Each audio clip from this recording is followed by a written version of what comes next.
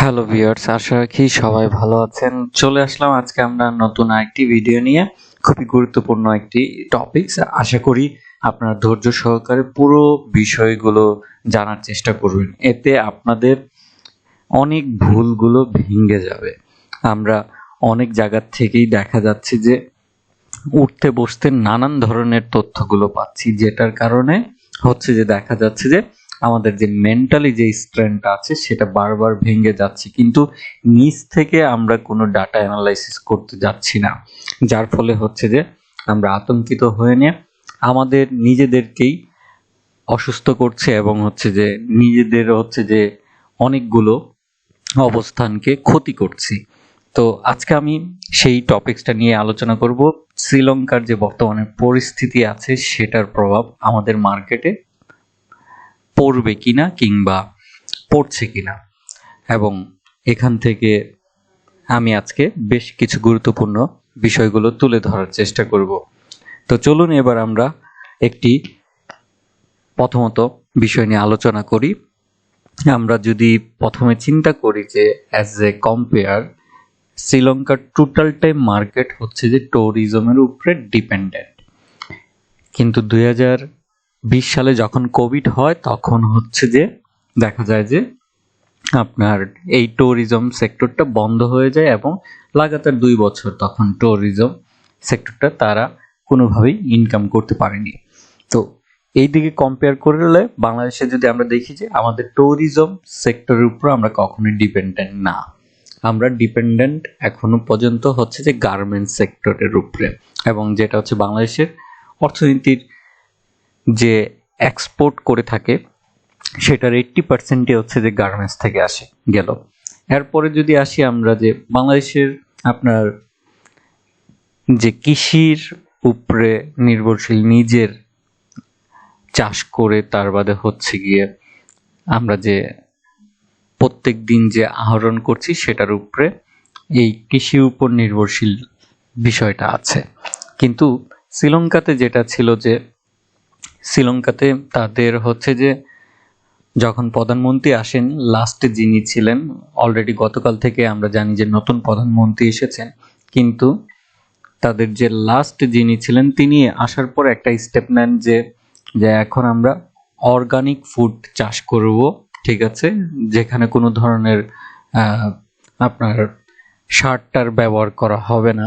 এর ফলে দেখা যায় যে যে তাদের যে প্রোডাকশন সেই প্রোডাকশনটা অনেকাংশে কমে যায়, এবং যার ফলে দেখা যায় যে তাদের চাহিদা অনুযায়ী কিন্তু প্রোডাকশন হচ্ছিল না। এর ফলে আমরা দেখতে পাই কি তাদের হচ্ছে যে আবার আমদানি করতে হয় অন্যান্য দেশ থেকে খাবার, যার ফলে হচ্ছে যে তাদের এই ধরনের কিছু ভুল ডিসিশন এবং ভুল ম্যানেজমেন্টের কারণে অনেক প্রবলেম ক্রিয়েট হতে থাকে এই 2 বছরে। এবং দেখা যায় যে তাদের ফাইন্যান্স মিনিস্ট্রি যেখানে দক্ষ একজন দরকার, কিন্তু দেখা যায় যে প্রধানমন্ত্রী ওনার ভাই, তার বাদে হচ্ছে যে আত্মীয় স্বজনকে মন্ত্রিসভায় বসিয়েছেন বিভিন্ন সেক্টরে। তো এই মিস ম্যানেজমেন্ট হওয়ার কারণেই কিন্তু শ্রীলঙ্কাতে এত ধরনের বড় প্রবলেম হয়, এবং যেটা এখন পর্যন্ত আমরা দেখতে পাচ্ছি। বাট আমার মনে হচ্ছে যে এটা থেকে আস্তে ধীরে ধীরে কিছুটা হলেও সুরাহা হবে। এবং অন্যদিকে যদি আমরা দেখি যে শ্রীলঙ্কাতে যে কিছু আপনার বড় বড় প্রজেক্ট হয়েছে, যেটা হচ্ছে গিয়ে আপনার কোনো সংস্থার থেকে নেয়নি, দেশের কাছ থেকে ঋণ নিয়েছে, যার ফলে হচ্ছে যে তাদের অনেক রুলস রেগুলেশন থাকে, কারণ একটা দেশ থেকে আপনি যখন লোন নেবেন আর কোনো সংস্থার কাছ থেকে যদি নেবেন সেটার মধ্যে একটু হলেও ডিফারেন্ট আছে। কিন্তু বাংলাদেশের এই ক্ষেত্রে ডিফারেন্টটা হচ্ছে যে বাংলাদেশের ম্যাক্সিমাম লোনটা হচ্ছে যে সংস্থার কাছ থেকে, দেশের কাছেও আছে কিন্তু ম্যাক্সিমামটা হচ্ছে যে আপনার সংস্থার কাছ থেকে। আর অন্যদিকে যেটা হচ্ছে যে বাংলাদেশের আমরা যদি চিন্তা করি আজকে 2022 সাল, আমাদের যে বর্তমানে যে অনেকগুলো মেগা প্রজেক্ট আছে সেগুলো এই বছর থেকে শুরু হবে যে ওপেনিং হওয়া। তো নতুন করে এইখান থেকে আমরা একটা চেঞ্জেসটা দেখতে পাবো। তো এটার ফলে বাংলাদেশের আমরা হয়তো আগামীতে একটা ভালো একটা অবস্থানের দিকে যেতে পারবো। এবং অন্যদিকে যেটা আমি বলি যে বর্তমানে আসলে ইনফ্লেশন রেটটা সব কান্ট্রিতেই বৃদ্ধি পাচ্ছে। আমি যদি বলি বাংলাদেশের বর্তমানে যদি ইনফ্লেশন রেট, তাহলে সেটা হচ্ছে 5.98, যেটা আবার কিন্তু আগামী বছর বেড়ে দাঁড়াবে 6.16। কিন্তু 2023 সালের মধ্যে দেখা যাবে যে বাংলাদেশের এই যে মেগা প্রজেক্টগুলো তখন ফুল দমে যখন রানিং শুরু হবে, তখন দেখা যাবে যে ইনফ্লেশন রেটটা আস্তে আস্তে আপনার কমে 2027 সালে চলে আসবে 5.45-এ, যেটা কিনা 2021 সালের থেকেও কমে, আবার 2020 সালের থেকেও কমে এবং 2019 সাল থেকেও কমে। তার মানে আপনি বুঝতে পারছেন যে মানে মোটামুটি আমরা 2017 সালের দিকে আবার ইনফ্লেশনের রেটের দিকে চলে যাব। তো এই জায়গাটা আমাদেরকে বুঝতে হবে। আরেকটা বিষয় হচ্ছে যে আমরা জানি যে বাজারে বর্তমানে যে অস্থিতিশীল চলছে, আমি যদি প্রিভিয়াস যদি দেখি যে 1/11-এর সময় যে ঘটনাগুলো ঘটে, তখন দেখা যায় যে বাংলাদেশের সেই ইম্প্যাক্টটা আসে, তখন ইনফ্লেশন রেট চলে যায় 11.46%-এ।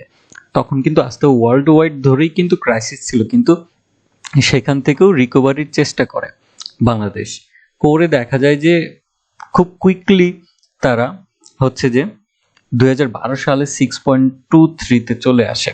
এবং বাংলাদেশের যেটি মানে সবচেয়ে বড় জিনিস হচ্ছে যে বাংলাদেশের অনেক মানুষ হচ্ছে যে মিডল ইস্টে কাজ করে এবং বিভিন্ন ইউরোপের কান্ট্রিগুলোতে কাজ করে এবং থাকে সেখানে, এবং সেখান থেকে দেখা যায় যে আপনার প্রচুর পরিমাণের রেমিটেন্স আসে।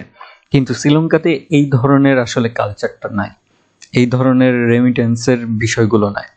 তো আমাদের অনেকগুলো পজিটিভ দিক আছে। আমাদের যদি দেখি যে আস্তে আস্তে ফার্মাসিউটিক্যাল ইন্ডাস্ট্রিটা অনেক পরিমাণে এক্সপোর্ট করছে, যেটা শ্রীলঙ্কাতে নাই। তাদের এখন মানে নিজেদেরও খাবারের মতন ওষুধ নাই। তো আমরা কিন্তু যত সময় যাচ্ছে একটা সেক্টর থেকে আরেকটা সেক্টর মানে গ্রোয়িং হচ্ছে, এবং একটা মানুষ যেমন তার ম্যাচুরিটি হতে সময় লাগে, একটা দেশেরও কিন্তু মানে ফিটনেস হতে কিন্তু অনেক সময় লাগে। এর মধ্যে হ্যাঁ, আমি বলবো না যে 100% আমরা সবকিছু সুষ্ঠুভাবে চালাচ্ছি, এর মধ্যে অনেক ম্যানেজমেন্ট আছে, যে প্রচুর জায়গায় অনেক দুর্নীতি হচ্ছে কিংবা কলাপস আছে বিষয়গুলো।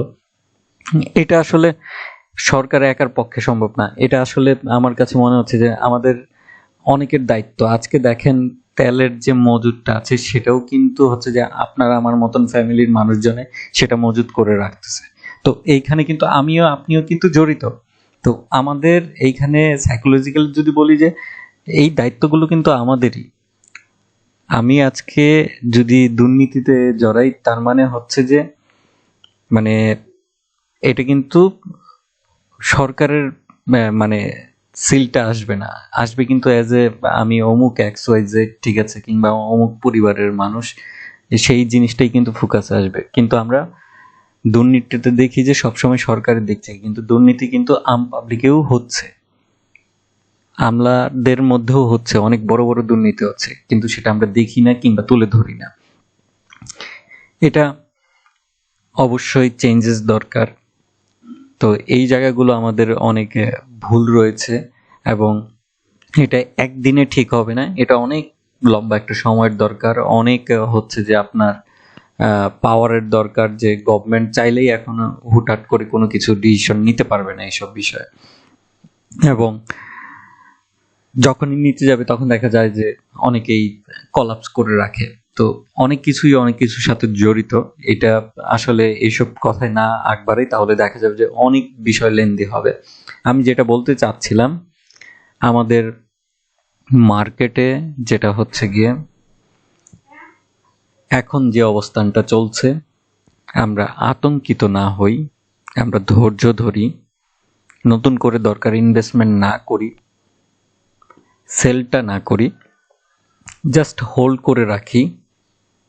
হ্যাঁ, আপনার প্রয়োজন হলে সেল দেন, মানে আপনার টাকাটা যদি এই মুহূর্তে আপনার কোনো কিছু বড় একটা মানে বিষয়ের জন্য দরকার পড়ে, না পারলেই নয়, ওইটার জন্য আপনি সেল করেন, কিন্তু এমনিতে সেল করতে যাবেন না।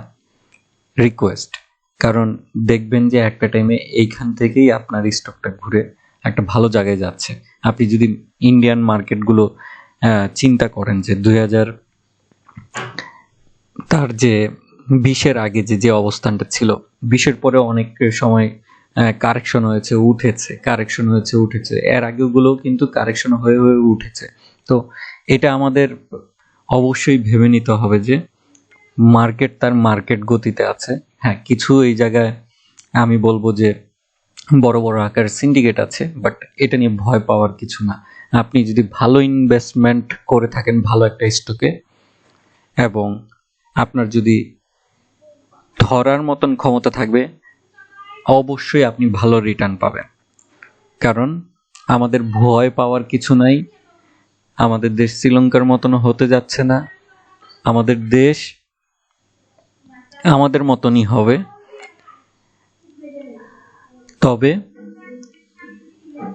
একটা জিনিস বলে রাখি যে আজকে একটা ভয় আপনার কাছ থেকে আপনার শেয়ারটা নিয়ে আরেকজন নিয়ে যাচ্ছে, কিন্তু আপনার সেই ক্ষমতা নাই যে এই মুহূর্তে আপনি কম দামে শেয়ার কেনার মতন। কারণ আপনার কাছে টাকা নাই। আপনি কি করেছেন, একসাথে সব ইনভেস্টমেন্ট করে দিয়েছেন। ইভেন আমিও করেছি, যার ফলে কিন্তু আজকে আমি কিন্তু কিনতে পারছি না। কিন্তু এই ভুলগুলোর থেকে আমাদের ডিসিশনগুলো চেঞ্জ করাটা উচিত। তো কোনোভাবেই ভয় পাবেন না। রিকোয়েস্ট যে হোল্ড করার চেষ্টাটা করুন। এটাই হচ্ছে যে স্টক মার্কেটের মূল পরীক্ষা। আপনি যদি এই পরীক্ষায় যদি পাস হন, তাহলে আপনি একমাত্র গেইনার হবেন। তবে অবশ্যই ভালো শেয়ারে ইনভেস্টমেন্ট থাকতে হবে। আজকে এতটুকুই। ভালো থাকুন, সুস্থ থাকুন এবং শেয়ার বাজারে বারবার জেনে বুঝে বিনিয়োগ করুন। এই ভিডিওতে আমি যদি কাউকে আঘাত করে কথা বলে থাকি, আমি আন্তরিকভাবে দুঃখিত। ধন্যবাদ।